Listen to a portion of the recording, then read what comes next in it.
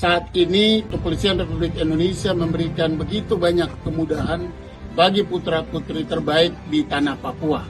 Oleh karena itu, dalam rangka dimaksud tersebut, anak-anak Papua harus betul-betul menjaga sikap, menjaga kehormatan, dan siap untuk menjadi anggota polisi.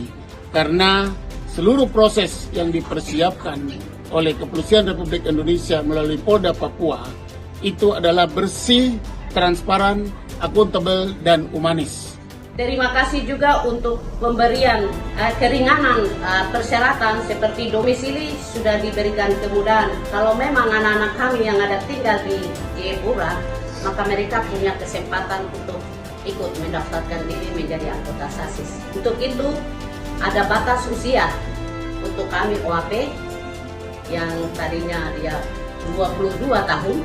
Kita yang OAP dikasih 25 tahun. Hormat kepada Mabes, lebih khusus kepada Polda Papua.